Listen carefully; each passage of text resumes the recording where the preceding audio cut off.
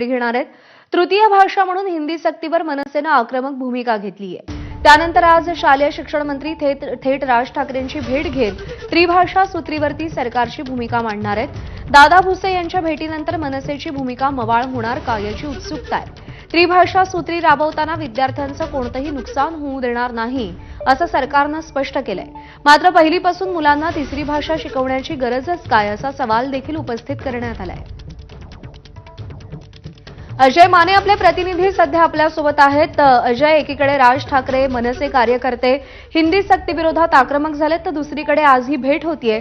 काय अपडेट्स आहेत, काय होऊ शकतं या भेटीदरम्यान?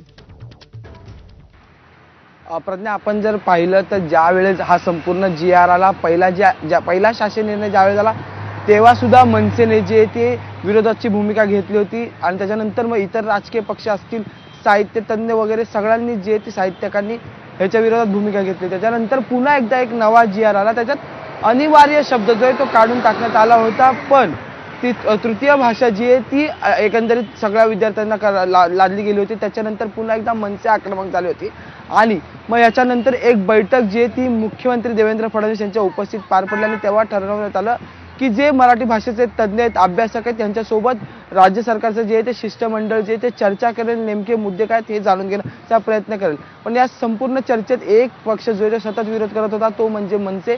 रस्त्यावर उतरून हा विरोध होताना आपल्याला पाहायला मिळत होता आणि त्याच पार्श्वभूमीवर आज शालेय शिक्षण मंत्री दादा भुसे जे आहेत ते राज ठाकरे यांच्या भेटीला येणार आहेत। खरं तर आपण जर पाहिलं तर वेळोवेळी मराठीच्या मुद्द्यावर किंवा इतर मुद्द्यावर ज्या वेळेस राज ठाकरे यांनी सरकारला पत्र दिले, त्याच्यानंतर त्या विभागाचे मंत्र्यांनी येऊन राज ठाकरे यांची भेट घेतलेली आहे, सल्लामसलत झालेले।